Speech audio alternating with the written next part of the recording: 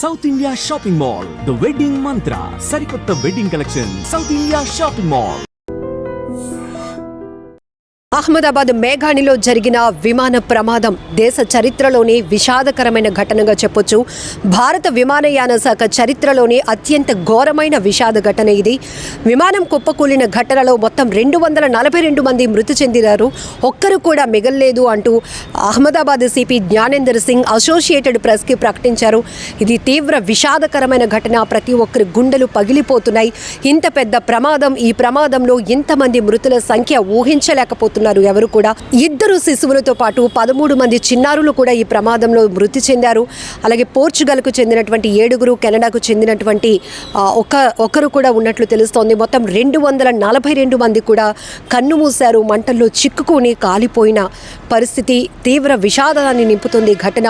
ఒక్కసారిగా పెద్ద ఎత్తున ప్రమాద ఘటన తెలిసిన వెంటనే సహాయక చర్యలు పెద్ద ఎత్తున కొనసాగాయి. ఆ సకలాల కింద కాలి బూడిదవుతున్న సకలాల కింద చిక్కుకున్న వారిని వెలికి తీస్తే ఎవ్వరూ కూడా ప్రాణాలతో లేనటువంటి పరిస్థితి. అహ్మదాబాద్ మేఘాణి నుంచి మధ్యాహ్నం 1:17 టేకాఫ్ అయిన 9 నిమిషాల వ్యవధిలోనే విమానం ప్రమాదానికి గురైంది. సాంకేతిక లోపమే కారణంగా తెలుస్తోంది. ప్రధానంగా మొదట దీని వెనకాతల కుట్రకోణం ఉన్నట్టు కేంద్ర విమానయాన శాఖ అనుమానం కూడా వ్యక్తం చేసింది, ఒక ప్రకటన కూడా చేసింది. అయితే టెక్నికల్ లోపం వల్ల ఈ ప్రమాదం జరిగినట్టుగా కూడా ఇక్కడ తెలుస్తోంది. ఏదేమైనా 242 మంది కన్నుమూయటం అనేది ఘోరమైన విషాద ఘటనగా చెప్పొచ్చు. అహ్మదాబాద్ ఎయిర్పోర్ట్కి దగ్గరలో ఉన్నటువంటి ఒక మెడికల్ కాలేజ్ హాస్టల్ భవనంపై చెట్టును గుద్దుకొని ఈ విమానం ఒక్కసారిగా కుప్పకూలిపోయింది. దాంట్లో 1,20,000 లీటర్ల ఫ్యూయల్ ఉండటంతో ప్రమాద స్థాయి చాలా పెద్దగా మారింది అని చెప్పొచ్చు. దట్టమైన పొగలు వ్యాపించాయి, పెద్దగా మంటలు ఎగసి పడ్డాయి. పూర్తిగా అందులో ప్రయాణించిన వాళ్ళ పరిస్థితి ఏంటి అని ప్రతి ఒక్కరు కూడా ఆందోళన చెందినటువంటి పరిస్థితి. విమానంలో ప్రయాణిస్తున్న వారి గురించే కాదు, అందులో 242 మంది ప్రయాణికులతో పాటు 10 మంది సిబ్బంది, 2 పైలట్లు కూడా ఉన్నారు. దాంతో ఈ ప్రమాదం ఎక్కడైతే జరిగిందో ఆ ప్రదేశం జనావాసాల మధ్య, అక్కడ ఉన్నటువంటి ఒక హాస్పిటల్ కూడా ఉంది. అలాగే మెడికల్ కాలేజ్కి సంబంధించిన హాస్టల్ పై, ఆ భవనంపై ఈ ప్రమాదం జరగటం వల్ల మృతుల సంఖ్య మరింతగా పెరిగే అవకాశం ఉంటుందని అందరూ ఊహించాం. కానీ ఇప్పుడు అహ్మదాబాద్ సిపి జ్ఞానేంద్ర సింగ్ అఫీషియల్గా ఒక ప్రకటన చేసిన తర్వాత మాత్రం అసలు హోప్స్ కూడా లేకుండా పోయాయి. అందులో శిశువులు, చిన్నారులు, పెద్దవాళ్ళు, ముసలివాళ్ళు వీరంతా కూడా. మరొక వైపు చాలా బాధాకరమైన విషయం, గుజరాత్ మాజీ ముఖ్యమంత్రి విజయ్ రూపానీ కూడా ఉన్నారు, అందులో ప్రయాణిస్తున్నారు. సెకండ్ రోలోనే ఆయన ఉన్నట్టు ఆ విమానంలో ప్రయాణిస్తున్నటువంటి దృశ్యాలు కూడా మీడియా ద్వారా బయటకు వచ్చాయి. వెంటనే విజయ్ రూపానీ కుటుంబ సభ్యులు కూడా అధికారికంగానే ఆయన మృతి చెందినట్టుగా కూడా ఇన్ఫర్మేషన్ ఇచ్చారు. చాలా బాధాకరం. 2016 నుంచి 2021 వరకు ఆయన గుజరాత్ సీఎంగా పనిచేశారు. విజయ్ రూపానీ కూడా ఇందులో ట్రావెల్ చేస్తున్నారు అని మొదటైతే వార్తలు వచ్చాయి. కానీ ఈ ప్రమాదంలో 242 మంది మృతి చెందిన ఈ ప్రమాదంలో విజయ్ రూపానీ కూడా మృతి చెందారు. చాలా బాధాకరమైన విషయం. ఈ స్థాయిలో ప్రమాదం జరగటం అనేది కూడా ఊహించలేకపోతున్నాం. ఎందుకంటే విమాన ప్రమాదం అనేటప్పటికీ ప్రతి ఒక్కరికి గుండెలు అదిరిపోతాయి.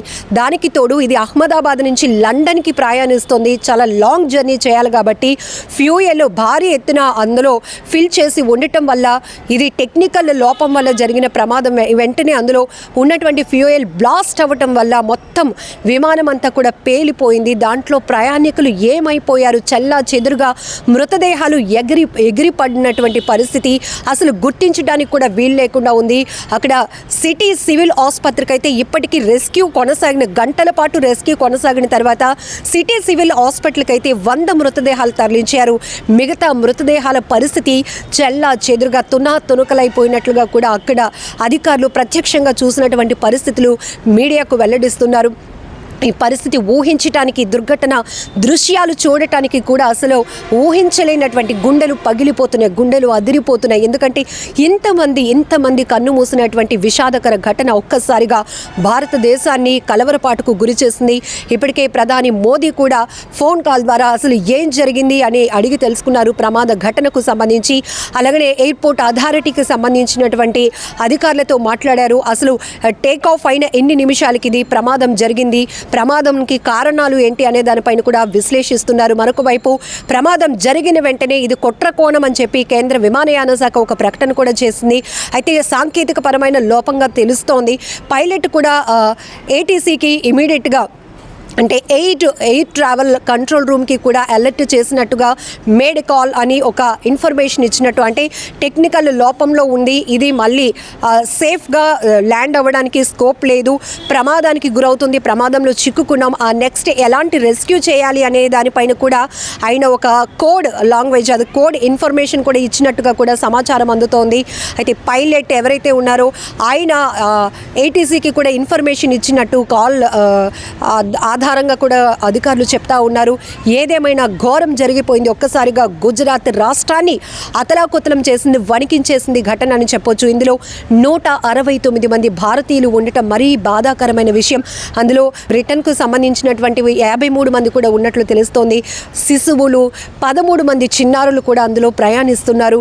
వారందరి పరిస్థితులు అసలు ఊహించడానికి కూడా చాలా కష్టంగా ఉంది. ఈ బోర్డింగ్కి సంబంధించిన డీటెయిల్స్ ఏవైతే ఉంటాయో ఆ అడ్రస్, ఆ డీటెయిల్స్ బట్టే ఇందులో ఎవరు ప్రయాణిస్తున్నారు అని చెప్పగలుగుతున్నారు తప్ప అందులో బాడీ ఐడెంటిఫై చేయటానికి కూడా అవకాశం లేనటువంటి దుర్ఘటన దుస్థితి ఏర్పడిందని చెప్పొచ్చు. ఎందుకంటే ఇప్పటికీ ఉదయం ఈ ఘటన జరిగిన తర్వాత, మధ్యాహ్నం ఈ ఘటన జరిగిన తర్వాత అక్కడికి రెస్క్యూ బృందాలు అయితే పెద్ద ఎత్తున చేరుకున్నాయి.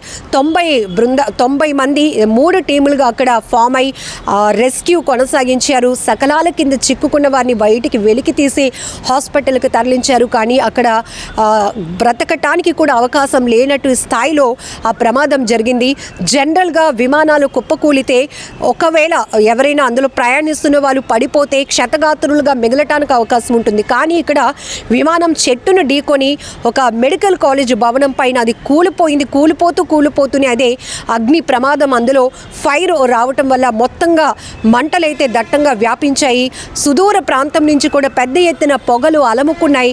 ఒక్కసారిగా ప్రతి ఒక్కరూ ఉలికిపాటుకు గురయ్యారు. కిలోమీటర్ల కొద్దీ కూడా ట్రాఫిక్ నిలిచిపోయింది. ఈ ఘటన జరిగిన వెంటనే మొత్తం రన్వేని అయితే మూసివేశారు అధికారులు. అధికారిక ప్రకటన కూడా ఎయిర్ ఇండియా నుంచి రిలీజ్ చేయడం జరిగింది. చాలా దిగ్భ్రాంతికరమైన ఘటనగా చెప్పుకోవచ్చు. 242 మంది కూడా చనిపోయారు, ఒక్కరు కూడా మిగలలేదు అంటూ అహ్మదాబాద్ సిపి ఇచ్చినటువంటి అఫీషియల్ స్టేట్మెంట్ తర్వాత ప్రతి ఒక్కరు గుండెలు పగిలిపోతున్నాయి. అందులో ప్రయాణిస్తున్న వారి కుటుంబ సభ్యులైతే కన్నీరు మున్నీరుగా తమ వారి కోసం విలపిస్తూ ఉన్నారు. అందులో గుజరాత్ ఎక్స్ సీఎం విజయ్ రూపానీ కూడా మృతి చెందటం, ఆ కుటుంబం అయితే శోక సంద్రంలో మునిగిపోయింది. అధికారుల నుంచి అధికారికంగా సమాచారం అందుకున్న వెంటనే ఆ కుటుంబ సభ్యులైతే తీవ్ర శోక సంద్రంలో మునిగిపోయారు. ఇందులో ఇంకా ఈ డీటెయిల్స్ అయితే 242 మంది మృతి చెందారు అని అయితే అధికారిక ప్రకటన వచ్చింది. కానీ అందులో డీటెయిల్స్ కూడా ఇండియన్స్ ఎంతమంది, ఏ రాష్ట్రాలకు చెందిన వారు ఎంతమంది అనే డీటెయిల్స్ తప్ప వాళ్ళకు సంబంధించి పూర్తి వివరాలు కూడా ఇంకా బయటకు రాలేనటువంటి పరిస్థితులు ప్రస్తుతం అయితే ఉంది. ఇప్పటికీ కూడా ఈ ఇన్సిడెంట్ గురించి వింటే ఎంత బాధేస్తోందంటే, అసలు మన దేశ చరిత్రలోనే విమాన ప్రమాదాల్లో అత్యంత ఘోరమైనది, అత్యంత విషాదాన్ని నింపినటువంటి ప్రమాదంగా దీన్ని చెప్పుకోవచ్చు.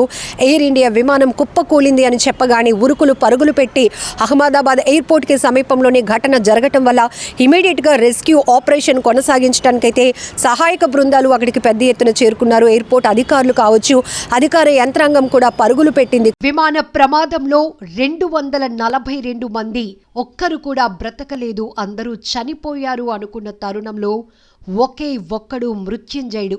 ఇంత భారీ విమాన ప్రమాదం నుంచి తను ప్రాణాలతో బయటపడటం చాలా ఆనందకరమైన విషయం.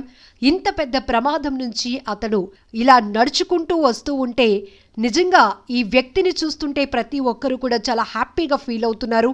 బ్రిటిష్కి చెందినటువంటి విశ్వాస్ తన కుటుంబాన్ని చూడటానికి కొన్ని రోజులు భారతదేశంలో ఉన్నాడు.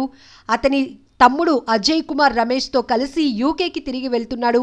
బోర్డింగ్ పాస్ ఇంకా తన వద్దే ఉన్న విశ్వాస్ హెచ్టీకి ఇలా చెప్పాడు, నేను లేచి చూసేసరికి నా చుట్టూ మృతదేహాలున్నాయి. నేను చాలా భయపడ్డాను, లేచి పరిగెత్తాను. నా చుట్టూ విమానం ముక్కలున్నాయి. ఎవరో నన్ను పట్టుకుని అంబులెన్స్లో ఉంచి ఆసుపత్రికి తీసుకొచ్చారు. తాను 20 సంవత్సరాలుగా లండన్లోనే ఉంటున్నానని, తన భార్య బిడ్డ కూడా లండన్లోనే నివసిస్తున్నారని విశ్వాస్ చెప్పాడు. తన సోదరుడు అజయ్ విమానంలో వేరే వరుసలో కూర్చున్నాడని కూడా చెప్పారు. మేము డయ్యూను సందర్శించాం. అతను నాతో ప్రయాణిస్తున్నాడు. నేను ఇప్పుడు అతన్ని కనుగొనలేకపోయాను. దయచేసి నా తమ్ముడి ఆచూకీ కనుగొనటానికి నాకు సహాయం చేయండి అని ప్రాధేయపడుతున్నాడు. విమాన ప్రమాద మృతులకు పరిహారం ప్రకటించింది టాటా గ్రూప్. ఒక్కో ప్రయాణికుడికి ₹1,00,00,000 ఎక్స్ గ్రేషియా ప్రకటించింది. గాయపడిన వారి వైద్య ఖర్చులు పూర్తిగా భరిస్తామని కూడా మాటిచ్చింది.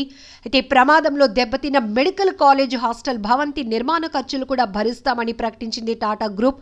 బాధిత కుటుంబాలకు అండగా నిలబడతామని స్టేట్మెంట్ ఇచ్చింది.